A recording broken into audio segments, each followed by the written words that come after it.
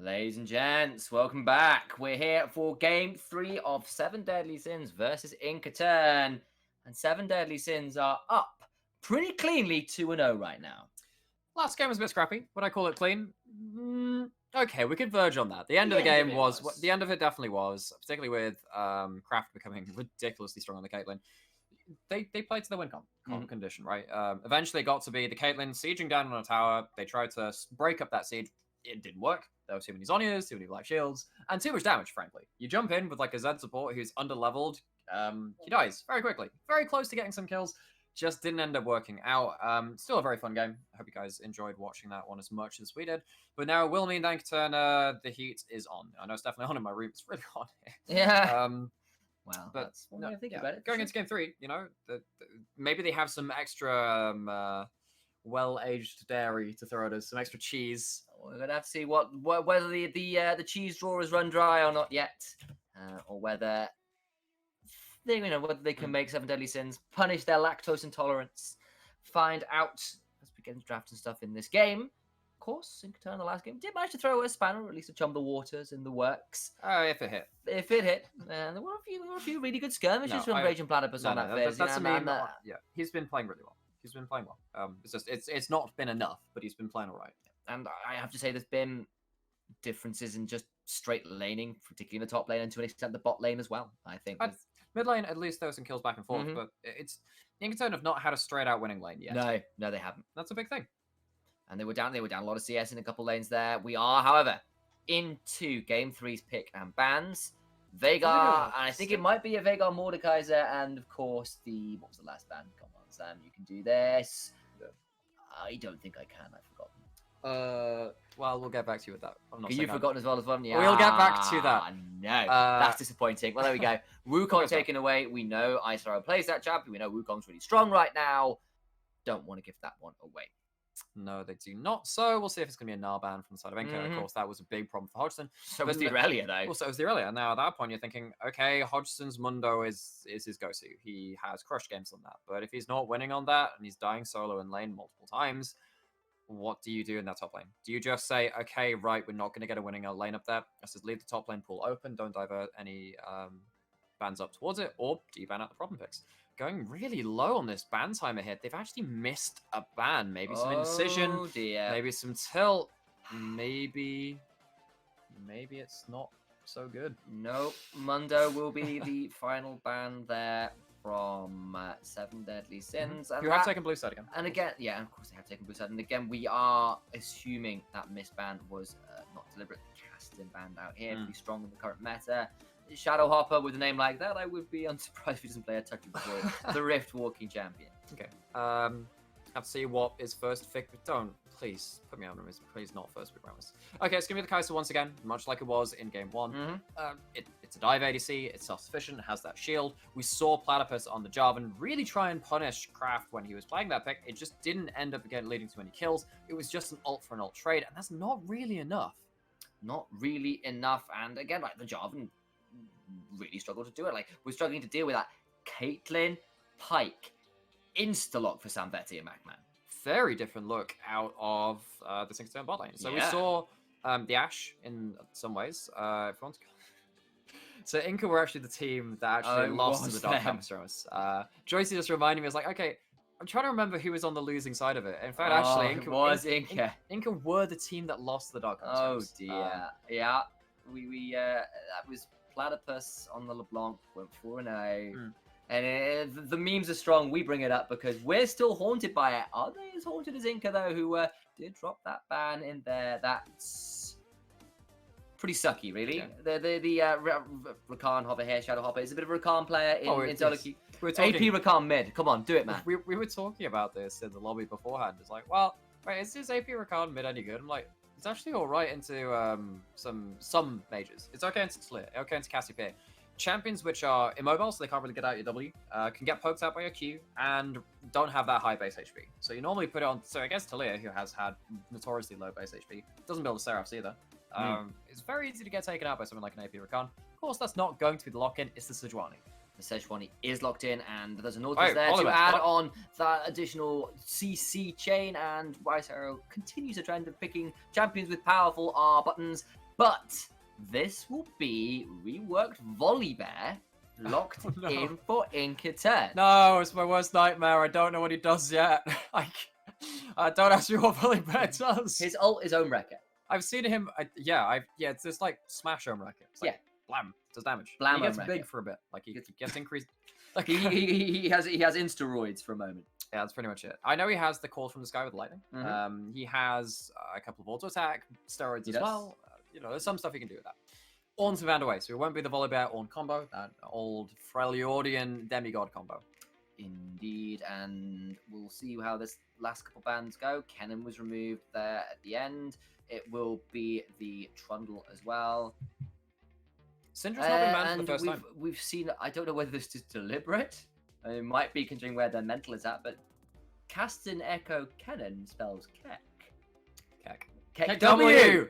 It's Keck W! It's Keck W! It is! Oh my word. Is this literally just is this just Inca checking out mentally? Oh my days. With the Amumu locked in, this is Oh no. We're I believe so after further investigation, we have found that Inca turn was not so Inca turn were not negative gaming. This was just a regular Summoner's Rift experience. Yes. Now it's been locked out in. Please do it. Please do it. If there's any time to do it, if there's any time to do the AP Rakan mid, it is now Shadow Harper. Just lock it in. Just do it. Nautilus mid, even AP Nautilus mid. The Rammus. Yes, give me Dark Harvest Rammus mid. So, do it. I think you'll find this Rammus pick is fully operational. No! Instead, they go for the Death Laser of Zoe. Certainly capable of throwing a few stars around. Even. Yes. They're quite literally a Death Star. I'm not really sure this is going to be much of Star Wars as a star execution, really. This is not looking so good for the composition of Inca turn. I mean, in some ways, you have a big wombo combo, right? Yeah. You've got Volibear, you've got Pike, and of course you've got the Amumu. So there are ways you can start setting up for some big plays, some big combos, but what are they going to pair it up with? It's going to be Yune's Lux for the first time. It was banned in game 1. Respect ban from the side of 7 Deadly Sins. It's been let through this time. And of course, there are some combinations with Amumu hitting his Q, hitting his auto, hitting his ult, meaning that's the magic damage which is applied to that target there on after. A certain percentage of that is put into true damage. Yes. And that However, true damage is always a good thing, generally speaking. You know what we're talking about? Like, oh, Pike, Caitlyn, bot lane. Please switch. Is this going to be Pike? Please switch. Pike jungle's a possibility. Okay. All right. No, Volibear? You know what? Shh. Let it happen. We're going to wait until 20 seconds. That's when this... okay. That's when the... All right. So... Lay this on me. Amumu versus Nara's lane. I'm, you know what? Until we load in, I'm not going to question it. We are, I think, going to talk once again with Agrata, one of the coaches from 7 Deadly Sins. So if we can, yes, we can drag. We have the power to drag him into this Discord. Oh, look at that power! Hello, Agrata. Good to have you with us again. Hello. How are you feeling after this draft? I have no clue what the hell they're doing. You and me both. I'm sat here wondering if I'm getting heat stroke because I'm seeing an Amumu, I'm seeing a Volibear, and I'm seeing a Pike.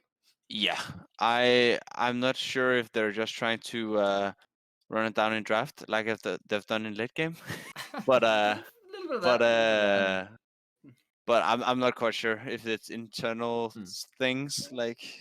I'm not sure. Looking at the bands literally spell Keck W's. That's saying a lot about their mental state to me. I mean, there is something to be said. There is a wombo available from Inca turn, and Lux is somewhat of a Zoe counter. Of course, if you land the right sleepy bubble, if it doesn't matter.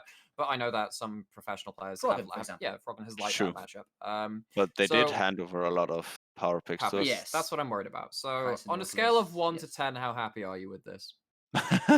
This is probably that is all I want for Christmas. Nothing more. There's the 10. You can't even put a numerical value on it. All right. Yeah, so, well, I wanted us 10. Yeah. What are you expecting out of the early game? Where are you expecting these lanes to go? I expect Volibear Caitlyn to go bot lane. It's going to be a rough matchup because Volibear is kind of a counter to Nautilus. I would assume. I have not tried it yet. And Caitlyn outranges the Kai'Sa. Pike is going to be interesting because I have no clue how that turns out. Top lane should be a it's been win for the Nash, surely. Yeah, and then mid lane is going to be skill dependent, I would assume.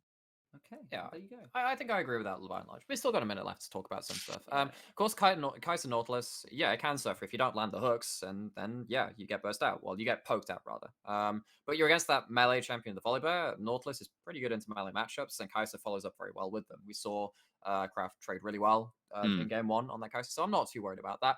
I'm mainly worried about what can happen in this mid 2v2. If you get hit by 1 bind on that Zoe, if you don't take cleanse, I don't know whether there has been the summon that was chosen. Snowball it. Sure. Pike could come in and start ruining that lane, particularly because a lot of the time Pike in the jungle takes Predator too. He can turn up from anywhere. Pop W, pop Predator, pop Yomis. He's very mobile. Yeah, fast as fuck, boy.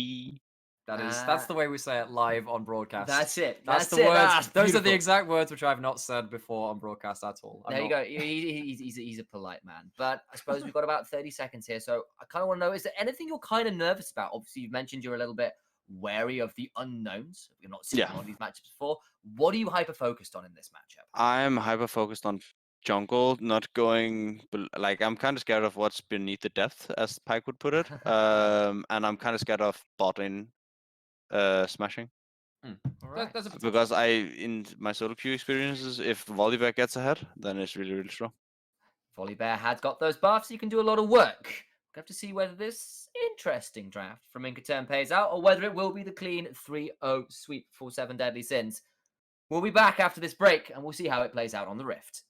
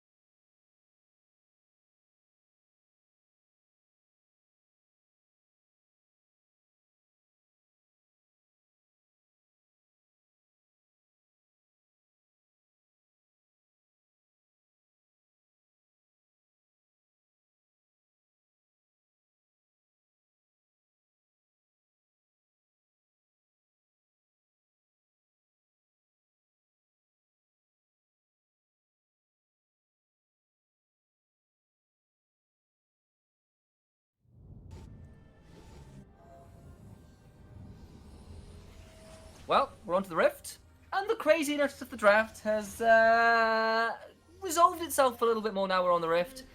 It's not necessarily the champions ending up where we thought they would, because the players have decided they're going to switch around a little bit. That will be Sam Vete in the top lane with the Volibear. It'll be Inca's Hodgson in the jungle with the Smite and Mumu. Yune moves nowhere, but it will be Macman and Raging Platypus as the bot lane this time around. This is feeling a little bit like Inca Turn have given up and they're going to have some fun. Yeah, fun is the name of the game. I think that the thing which is unseen about a lot of role swaps that potentially allows you to reset your mental. Yes. And this series has been a bit of a tilter.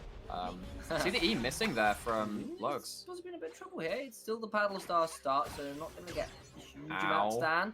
Ouch. And that's as minions are coming in as well, actually, so there won't be an easy time for a reset. Macman, I don't think you want to walk up there. Oh boy, okay, well there's a hook in. Does get to walk away though, and the hook does miss from Pike. Sam Vete is going to find on his sleep as he walks in here though. The Bone plating bone plating is pretty good. negates every bit of damage. That'll be, of course, 1,000 PS Volibear, that glorious Eldritch monstrosity skin. He got us the main champion. But I think I'm pretty happy with where Volibear ended It up. definitely reminds me of definitely reminds me of that. There was a horror movie I watched one time about this like one Eldritch abomination in a Norwegian forest somewhere. It definitely reminds me of that. There is a lot of that. The Wendigo, all of the sort of Lewis Carroll madness, Lovecraftian memes you could possibly ask for. It's definitely there. Time break. Listen to her. And both, supports reply in kind. Courageous Blackmus donating his bone skewer towards minion.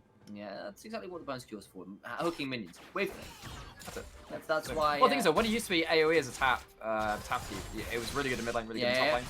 Of course, they removed that because it was shown to be too broken in solo lanes. Behold, G2's one. Here we go. That was the Phantom Undertow, but it was hooked out of by Chimebright at the flash there because of where the trap was going to end up. So actually, both hooks miss. The Phantom Undertow misses, and everything's back to normal. I mean, there is a flash down from Chimebright early on in the lane. This time, at least, it wasn't before the lane phase started to use it defensively this time. But, that's rough. All right, gonna suck here. Yeah, that's a big chunk into you. That's a big turnaround, though. Good binding. Gonna see what Cannon Minion's aggro, too. Cannon Minion is aggro, too. Can the Shadow Hopper get anything done? The slow there from the Lucent Singularity. Do a lot of work. Flash in. Force the flash out of Shadow Hopper. Oh my days. That was just missed, but that binding hits! First blood for Lux in the mid lane. Inca turns strike first, and it's through Yune on that pick that was banned in game 1. We talked about it being a potential counter. We have no idea what's happening in top lane or in jungle. Everything's fighting again. Isaro's in trouble. There's the tears coming down. The teleport being paused. Hodgson now potentially in a bit of trouble. Honestly, has come down. He's got the Mega Knot. Flash in from Shadow Hopper. That's the speed up with the Nymph. Don't flash away from Zoe! Is the trouble bubble. And honestly, gets the kill of the Hodgson. Why does Zoe get to flash after people that use their flash? Tell me that. Why?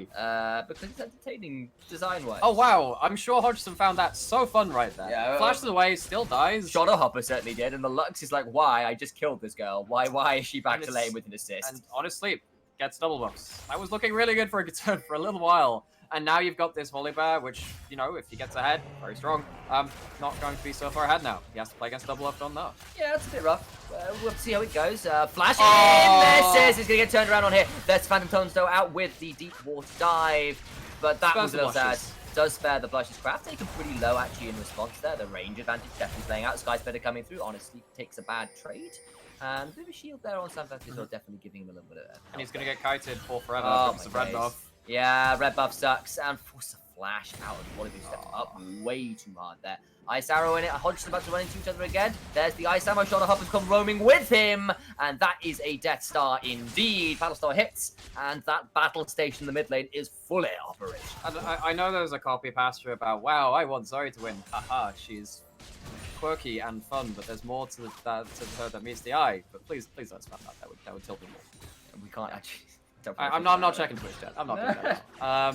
Okay, so it was looking good for Inca turn, getting down and dirty, but just kind of brawling all across the map. But it's leading in quite significant advantages now for Sam Descends. Sam Valley, there's a good chance he dies here. There's the Sky Splitter giving him the shield, but he has to run. There's a flash, honestly. We stood for boss to take place instead. This is looking pretty rough. It is looking pretty rough. At least Yune's found... dude, Samvadi, you have teleport. You have to back him. One more hit, you're dead. Days. Yeah, it takes the hyperplot there as well. Barrier being popped, but that is, of course, a W pickup. And now Yune throwing the shield out, trying to force something else. Decent damage, playing around the minions really well as a Yune on that lance. Yeah, the W shield coming in pretty huge for Yune there, managing to brawl with the minions, dodge out some skill shots. You know what they said about Zoe. Good binding! That's another fantastic one. I think it's going to be another solo in the mid lane. No flash available, and this Lux is the shining light, quite literally, in that mid lane. Is and Chimebright, however, landing a hook. Gonna get stunned? No, he won't. Sejuani's here. Good flash, Arctic Assault. Macman is gonna try and run away. Decent damage down onto Craft. Not gonna be quite enough. Last tick doesn't get him. Oh, I think actually that might have been Ravenous Hunter saving him there with the. Potentially there. I actually don't. Yeah, I think you probably do say. I'm trying to remember if you take Ultimate Hunter or Ravenous. I think it's Ravenous Hunter. Of course, your Q is single target. Taste of Blood might be the other one I'm thinking of. Here. Well, Taste of Blood is the one which you get on attacking enemy champions. Yeah, so right. Either way, very close. Oh! Never mind, Death Stars from a Zoe. We've got another one in the mid lane, and it turns out Lux picks up a third kill. The Dark Cosmic Lux comes in, smites down the Kai'Sa. 3 kills. The carry pants are on. Yune showing us up. Yeah, the dark side of the skin line is a path to many powers some consider unnatural. and that was a great kill from across the map. Is it possible to learn this power? Not from a Zoe. Not from a Zoe. Actually, I think it really is possible to learn from a Zoe. You've seen those one shots. If Zoe was released today, if Lux was released today, people would be, be very annoyed about that champion. I mean, that's a really time-efficient roam as well. Doesn't even have to roam the full way down to bot lane. Stands in the bottom river, still gets the kill. Still gets the kill, and once again, kill for kill traded, and it is all indexed onto this Lux, and that's a big deal. But credit to Icehour as well, actually, who's 0-0-3, 100% kill participation. That's good news for that jungler as well, especially considering there's a Mumu with 0-2 and 0, struggling a little bit to find efficacy in this game. Normally, I'd kind of start flaming, well, not flaming, start commenting on the fact that not having assists means you're losing gold. But remember, in the last couple of patches, solo kills give you a lot more XP. Oh, now. yeah, they do. 3 kills on that Lux. Now we can see there is a 2 or at least a 1.5 level advantage for the Lux over the Zoe here. Really strong in this game now. Yes, and she's got that lost chapter, she's got that amp tone, she's at a very, very strong point. For Boots as well, I actually think quite useful versus the Zoe to play around those minions a bit more like you have been doing. Skysplitter attempting to get some farm down, but just the range advantage is a bully versus that Volley Bear right now. With the ult back up from Lux, next time Zoe goes in, does have the cleanse from the spellbook, it's probably going to be forced. Alright, Dark Harvest, Zoe as well. Giant Break gets hooked in front of her to stop that and hook forward, but just flash to the side. Decent Riptide slows people down, and they're just going to walk away with a Piltover Peacemaker as a goodbye present. So check out where Ice Arrow is, Lux is here. This is a big brawl setting up in the bot lane. Oh, yeah. Oh, decent amount of damage. It's the Dark Harvest stack, but it won't be much more than that. Mission I accomplished. think they actually spotted the Sejuani in the bush there because it went across and through her. Yeah, I think so. They saw the pings coming. I was like, well, that's going to ruin that gank then. So, Lux ult doesn't give you good. It doesn't. Your Okay. E does. Your E does. But your ult. Okay. Pretty sure it doesn't. I could actually be wrong on that. The E does give vision. I suspect the R doesn't, and unless, of course, the passive does. I mean, I can toggle. I could technically toggle Fog of War, I believe, but We don't want to see that. yeah. Oh, we'll maybe try that at some point. Anyway, yeah, this tells you how long it's been since I played Lux. Yeah, ARAM is basically my solo ascent, and I think I played it in 1.4. We saw an ARAM last game, with the siege came down from the Caitlyn. And, I mean, Caitlyn, speaking of this game, down 10 CS. Oh, big trade from top and lane. the trades continue. There is the Stormbringer in out of Zambetta. They're looking to trade. Here is the Skybreaker as well. Wow, some that's all the damage. damage. This is the turnaround that Volley Bear can do, and so honestly, it's pretty lucky to walk away. I half thought we might see a flash in. He did get to start using the Relentless Storm passive out of there. Lightning Claws coming out. It's worth mentioning as well in this Lux coming out in the mid lane. Hey, E got buffs and stuff like that. When after you pop that E after it's landed, the slow which happens afterwards is gone up from a 0.25 second slow to a full second. It means that actually in these extended trades, when you're trying to brawl around, stop talking about that. There's a fight on with Sejuani. Yeah, Sejuani is just in so much trouble, and Yuna is on a rampage, and this Rift Herald now up and available. Can they get the smite? Yes, it's secured. Honestly, trying to find their way forward, decides to hop away. Not sure where they keep going out of there. Try this a recall, engage coming in from Hodgson, but not a lot to come through. Trying to get something with that Lucent Singularity is Yuna doesn't, but look where the Pike is. I don't think he should stay here. Oh man, gotta be careful. Flash in for the hook. There's gonna be the Mega Gnar available where he's gonna get the transform, but that's a massive use of the Lux ult. And Pike ults there as well. Gold comes across. Good kill onto the Volley Bear. And this is much better from Inca turn. That mental reset coming through a bit here. Role swaps leading to a swap in their style, swap in the carry pans. Yuna 4-0-1, 100% kill participation. Remember, when you get a kill within a certain amount of time of using your ultimate, it does lower that cooldown as well, meaning that'll be up very quickly. And 2 quick kills around that jungle there. That was really good work. And honestly, bit cocky there.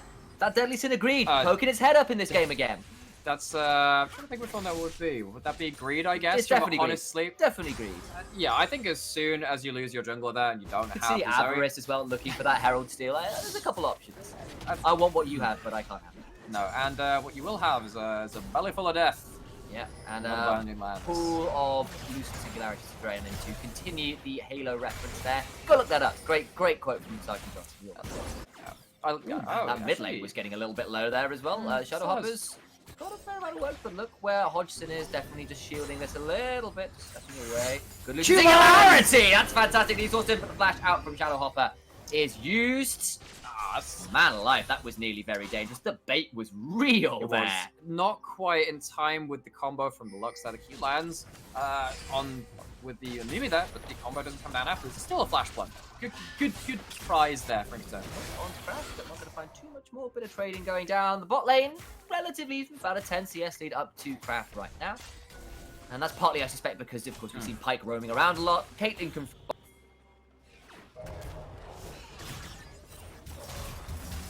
And we're going to see how much damage can get done. The Frenzied Maul's coming in. There is a Tiamat as well for a bit of trading. Just see what's going on. Sky. Ult's in. There it is. There's a bot lane fight going on. Here comes the Phantom Undertow. Their ult is there. Chime Bright going to try and do something, but the knock-up prevents the ace in the hole. That's good news. Ice Arrow is here to shield, and that will prevent anything more going on. Second ace in the hole, of course. The cooldown was cancelled. It comes up super fast. That's like, oh, second ace in the hole, like, dude, I'm not sure you know how that ability works. Yeah, it went on cooldown because it was interrupted. That thing doesn't have an ammo system. It hasn't Graves.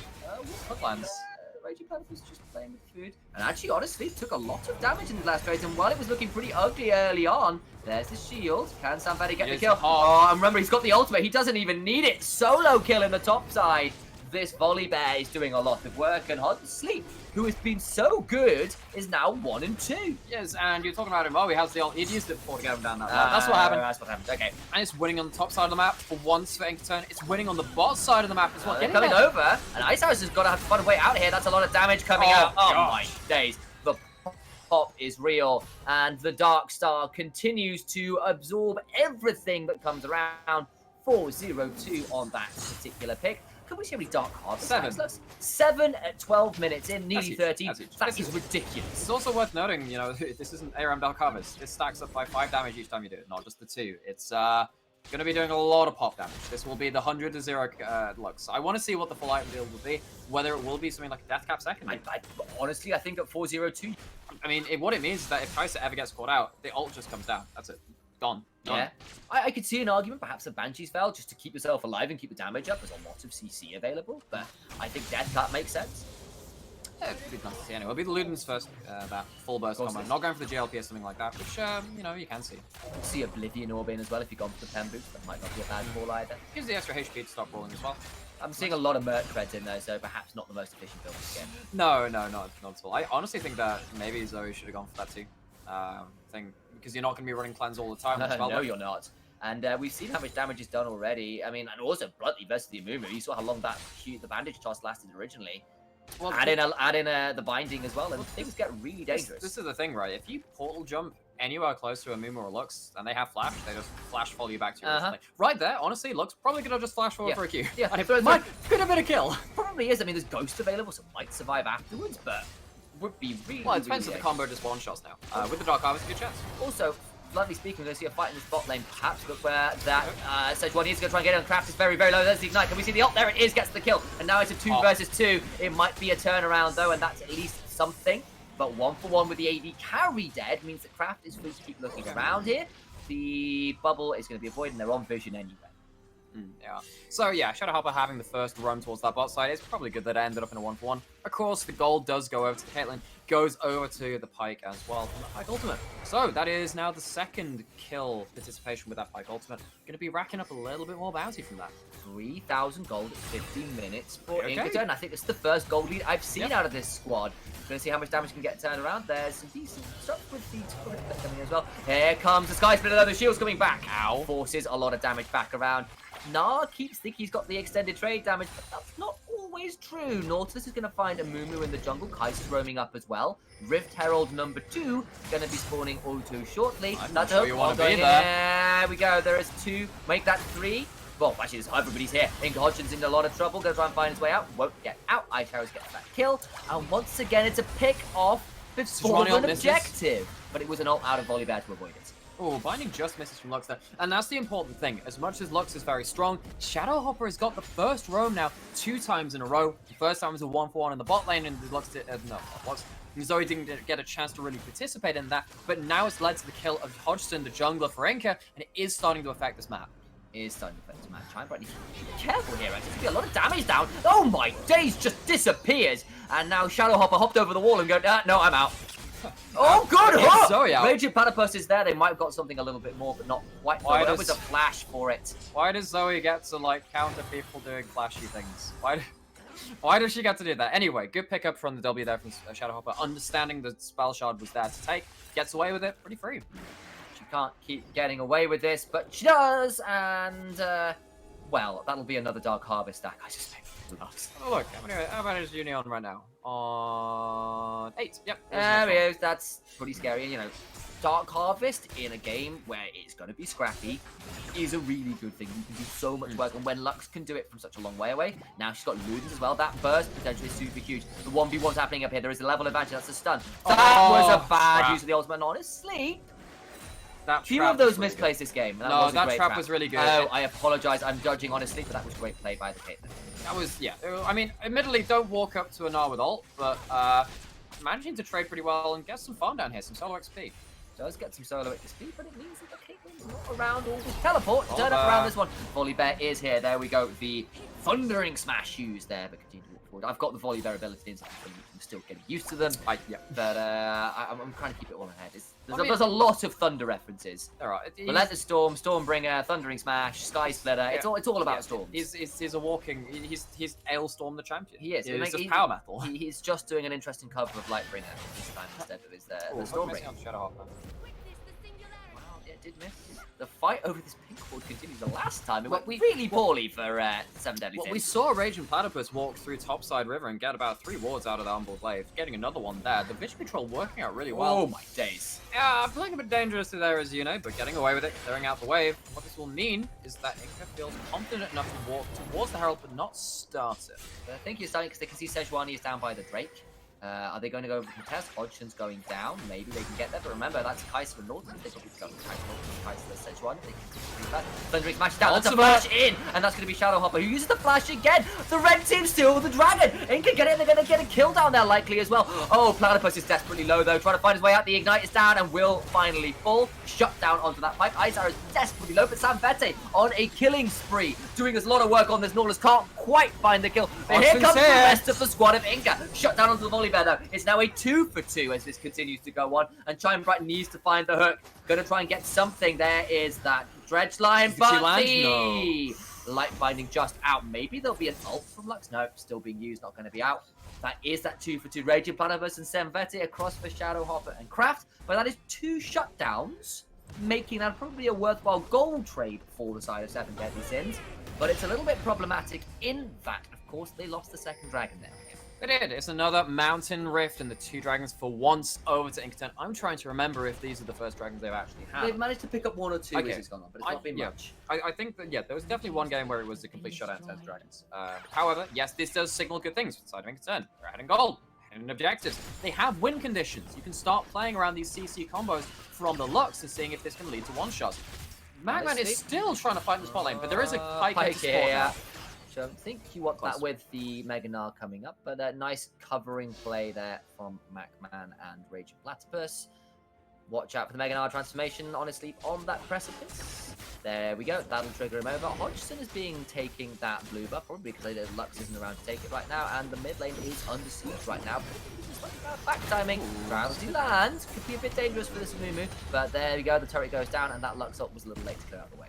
Little lane just wide of Kraft as well, so didn't get the chunk onto the Kaiser. It will mean, however, 3rd turret of the game down now for Inca in the bot lane. All outer turrets been taken. Volibear pushing in the top as well has completed that Titanic Hydra. 3-1 and 2. He's putting out some damage. Honestly, checking the brush does get the double boomerang. Double boomerang is available. Yuna was around as well, and at this with Lux with her buffs to her ult cooldown. Probably 6 or 7, probably longer patches ago now, does get increasingly easy access to her ultimate. Kills lower the cooldown goes down massively each rank. She has hit that level 12 mark, so way past the 11-second rank ult, so she can start throwing them out quite a lot. Can start blowing people up with the amount of Dark Harvest stacks and the burst she's got available to her. And with the items in inventory, could actually be it could be Leandri's, could be Morello, could be towards Void Staff as well. We'll have to see what really wants to go towards on the Lux as this second. See, Leandri's versus 3 tanks would make a lot of sense to me. But honestly, you want to blow up the Kaiser and the Lux. That's what you really want to do. Another sleep landing onto the... Oh, some damage. We go, Chime Break coming over. That's a good hook. Can they keep going? But that's a flash out from now, Yunin. Check out where the ult. That's a decent light binding now. Chime Break continue to go forwards. Lots of chunking on. But return from Raging Platypus. And Kraft has to desperately run away, having taken that massive final spark from that. And Pike ults are a thing. Doesn't matter here, though, because it's the second one in for Sanvete instead. That's 2 kills, and they tried to find the engage, burn a lot of summoners, and get absolutely nothing for it for now. Absolutely nothing but a slap in the face, once again funneling into this Lux, and the Pike gets himself 2 ultimate kills there. Well, kill participations, didn't actually pick up both of them, I don't think, but that's extra gold in the pockets. It's now led itself up to 6,000 gold lead brings on a turn of a dime. It really, Turn of a dime? Turn of a thing. That's another decent binding, and lots of damage coming straight out there. Half the HP bar of honestly taken away. Amumu continues to run through the jungle. He's up 40 CS, which is a big deal in jungle terms. Everyone else is a little bit more even, but that's a big jungle discrepancy. That's a big kill discrepancy. That's a big tower discrepancy. And I'm beginning to think that we were joking about the band. We were joking about the draft. I don't think 7 Deadly Sins are laughing right now. Absolutely not. I mean, there's massive gold advantage. There are XP advantages. We talked about Lux having the XP advantage early into the game. That's evened up, but with the solo XP MacMan got on the Caitlyn, he's actually relatively far ahead of the Kaiser as well. Of course, there's certainly the same on the map there, but with being able to catch up and get to also that Infinity Edge and components to the next item, Caitlyn will be important here too. Because if you do, even if you take out the Lux, if the Caitlyn's untouched, you're going to be doing a good amount of damage with those headshots. Completely true, and this is Volibear at 4-1 and 3. Honestly, has just not dealt with this very well right now. There was some good early play, but that's been about it. The Thundering Smash means that honestly, even with the boomerang slows, cannot keep far enough away. The Sky Splitter as well, offering a lot of work, and that's dangerous, especially in the long lane. Volibear runs real fast. Maybe they should have got Ang when he was a slightly younger person, so he's not a boomer. Maybe that would have been good. I mean, I know he's the avatar, but just because he's a boomer, was he directed by Jake? No, we don't talk about it. Teleport he's in a 1 versus 4. I don't think he cares. There's the ultimate. He's a big boy right now. He does get stunned. They're going to at least earn themselves back in, but it will come at the cost of Sam Bentley's life. Why would you do that? Doing 1 PL, baby! Okay, sure. It gets you a mountain dragon. Congrats. It's close to Mountain Soul, in fairness. It's close to Mountain Soul. That's fine, but why did you have to do exactly that? You could have waited until 7 Deadly Sins committed a bit further. MacMan going to walk forward here. You see what the headshot's doing? It is good damage. Isn't that a Curse Shard where I'd like to be either a Storm Razor, Fire Cannon, or the other one, the Storm Razor. No, Storm Razor, the shooty one with the sword. Storm Razor. It is Storm Razor. Yes. Oh my days, I was right! I judged myself because I was thinking Blood Razor in my head. It's the problem. I was thinking I've got the wrong name. Cool. I was right, and I judged myself. And instead I've made myself foolish, which isn't, in fairness, it's not hard to do. That's a decent sneak now on Caitlyn. Ow! Who takes some damage and has to flash and heal? Does. And also worth noting, Kai'Sa has 2 items now. We're noticing, oh wow, big gold for a turn. Kai'Sa does mad damage on those 2 items. Lux, if you land a Paddle Star, does pretty good damage too. We can see what happened to MacMan there on the Caitlyn. They have ways back into this game. Just need to not flip the engage and get tunneled into by this Amumu Volibear combo, backed up by the huge long-range follow-up of the Lux and the Caitlyn. Follow-up is exactly that. I mean, you throw on top of that some execute from Pike, and you start really being afraid of if the bone skill lands, if the bandage toss lands, if Sam Vete just comes charging at you, and everything else comes layering on top, and you can see the resets available from particularly Pike and this late into the game for Lux as well, because that really does lower the cooldown if she gets involved. Nice voice that now as well. Yeah. So you can see the MR starting to get built up by... Oh man, that was an interesting one. But close enough, that's a hook back. Sweep lands, but just a little ways behind means they're not going to get as much as they'd like. MacMan takes a lot of damage, yes. Yeah, and need to see Large Rod, Oblivion Orb, and that Luden's Echo is a lot of damage. Oh my days, that's just vast amounts of damage. And never mind Lux, never mind Zoe, she's gone as well. It's 3 for none right now. Sam Vete will go down, but he already got one in the bot line. Can Hodgson flash in? He might be thinking about it. He does have himself built. Built up the Rylai's as well. That sticking potential is really large from the Amumu, even if the damage is not optimal, hasn't got something like the Andres or the Abyssal Mask. It's still good extra team fighting and chase down potential. And once again, it's the Lux coming through with a huge combo. It started off by raiding Platypus. This guy, we praised him when he was playing in the jungle position. He's has some good hooks. That's exactly, yeah, he had some great moves. And not just that as well, I think actually the Void Staff second now for the Lux, when what they are catching is a few people coming in the front line, the face checkers. Way to punish the face checkers, have loads of Dark Harvest stacks, have the snowboard, and then invalidate any magic resist they could possibly buy. What might invalidate the entire team comp, because 7 Deadly Sins is this Baron start. Whoa, Platypus going in deep here. I think he might get the hook. Here comes, oh man, he does go deep. That's a big shutdown, forces the flash out. That's rough. It's rough. Platypus just too far away from his team. No follow-up available, even though he went really deep for that, as we were saying. Now it's a 4 versus 5. Yeah, with Baron on the table, actually. Dangerous. I mean, it'll be a forced recall out of the Gnar, but of course, Gnar does have teleport to get back up on the map. That's frustrating. It is frustrating. And that will be, you know, with 2 minutes up until this Mountain Soul Dragon.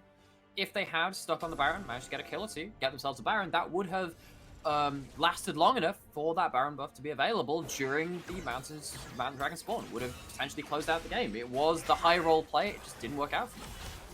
It was, and of course, Platypus did have flash there, but continue to chase forward. I think, honestly, you back away, you keep playing games, but I don't think chasing on for the kills when you weren't going to get them with the damage that came straight out was just a bit too much, really. So now we're nearing on just that minute mark for the Dragon. Platypus, no! Oh, buddy, might need to flash here. He's going to even get the chance. That's Phantom Undertow. Oh, but the stun does land. Will flash out. Does get safe. Gets the wall down. That's going to be a re-engage now, though. That was a huge use of the ultimate. The curse of the sad money might be the last of the sins required. Isaro takes the death from below. Samveri's in the backline. It's a double, and we're going to see how many more he can get. There's a lot of damage coming through, but it's not enough. That's 4 kills for 1 right now. And Chime Bright is not going to last for much longer versus the Lux here. She's going to get taken, that one. And Brightness replaced by Darkness. It's on his sleep. The last one remaining. Can they do anything to it? No, ace in the hole comes through. And that's a pretty decent roll, but no. Buying time for nothing. Buys time for nothing. 6-0-12 on that Lux right now, by the way. Well, guess we know where it was got about game 1. We got the answer. We know. It turns out you know he's pretty good at the champion. Managing holy. And the important thing for me is that is linking up well with the rest of the team with this pick.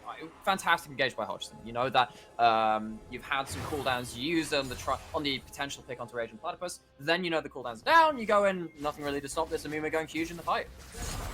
It was a huge fight. That was a massive use of the curse of the sad money. We saw the Stormbringer coming out, just to land that, like, set up the nice easy aim for the bloody Volibear ultimate on top, throw down a final spark, throw down the death from below, and suddenly everybody disappears. Throw down the Volibear damage in that throwdown.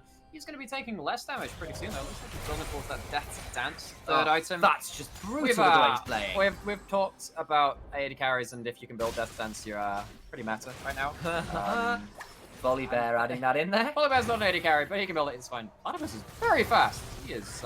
he's walked into a really... Oh, that Phantom Undertow was about as clutch as you could ask for, but I don't know whether that Pike needs to be wandering around by himself at this point, because we saw it nearly cost them earlier. They've got a Mountain Soul now, at least, which is already pretty nasty when you've got yourself an Amumu and a very fed Volibear. The thing is, though, about Platypus, that he can walk around and just do so much vision control here. And he knows he can get out better than anyone else in the yes. We saw somebody down the one before. He goes in, he doesn't get out that fast. He can walk pretty fast with, of course, the Thundering Smash, but that's what he's got.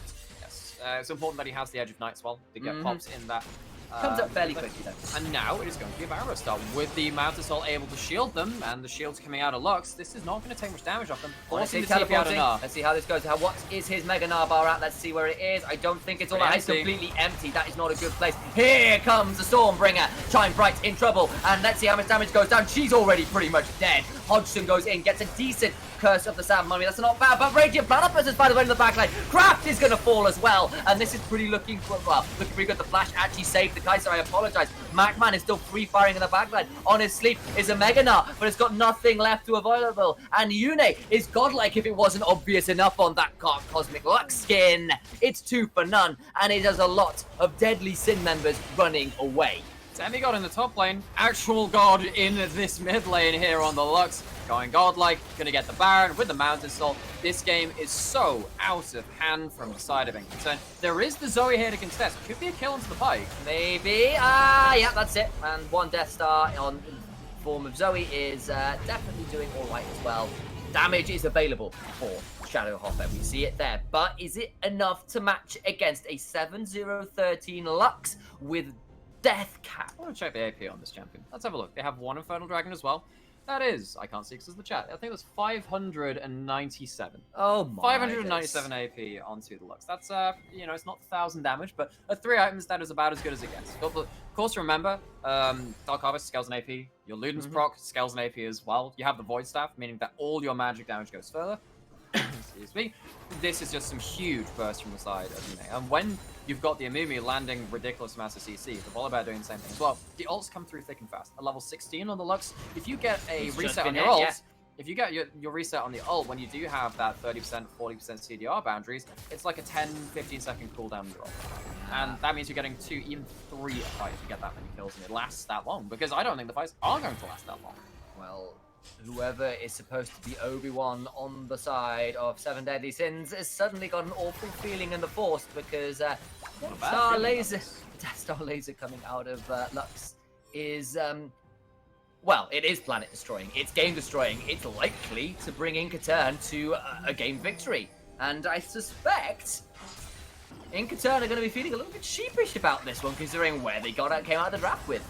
It's like a million Zoes cried out and was suddenly one-shot.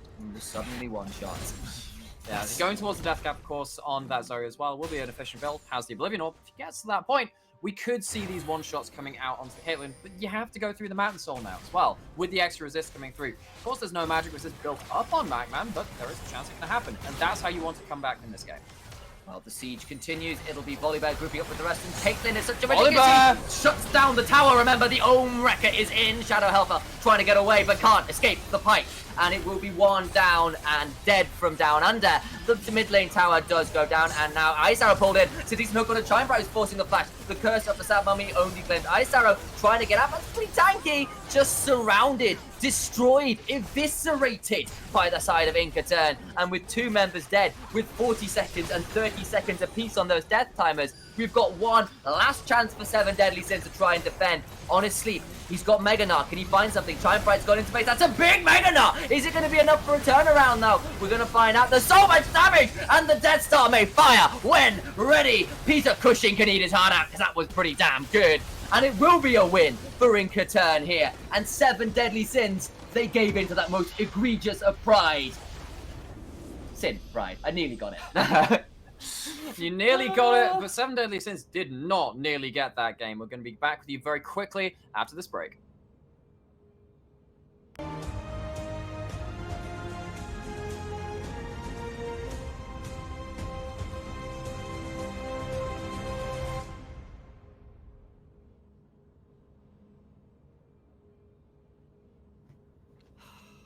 Well, the Empire does strike back. It is in the form of a mid-lane Zoe that topped out the damage charts by astronomical numbers. What play out of the mid-laner of Inca Turn? Certainly. No, that was a 33-minute game. He did 26,000 damage, which means he's getting up to about, I don't know, like 800, 700 damage per minute. That's very high. Very high. I'd say normally like 500 TPM is pretty respectable. This is way above that. And we can see why it was banned. I think we will return to seeing it banned. This is not a 3-0 shutout. That's the important thing for me. Yeah, Inca Turn have, with some cheese, with some roll swaps, and, you know, they've managed to overcome their, well, they were on a 3-game loss streak to 7 Deadly Sins. This is a turnaround. This is an Inca turnaround. They have some light at the end of the turret now. Tunnel. The turrets didn't have their lights on, did they? Because they had the lights on because the Volibear was doing a lot of work there as well. I mean, for the first game, Honest Sleep looked not just mortal, actually fairly weak outside of a decent early laning phase. Volibear gets ultimate, starts running at the Gnar, can't do anything at that point, especially once the Mega Gnar time has been run out.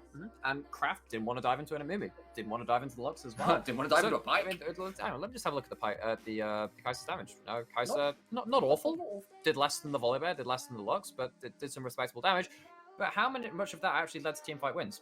Basically none of them. How much of that damage was thrown into a pretty hefty front line of that Volibear? How much of that Amumu? How much of that was from that 1v4 which the Volibear went into? Yeah, right? There was still some moments of pure Inca Turn madness in there, that's for sure. But we expect that. From a draft that came with bans spelling out Keck W, with what appeared to be an easy meta draft from the likes of Seven Deadly Sins, who have been looking imperious, mostly speaking, in these games. Inca turn it around. They bring the series back to 2-1. We'll have to find out whether they can continue this, and the reverse sweep can come out after this break. Go nowhere.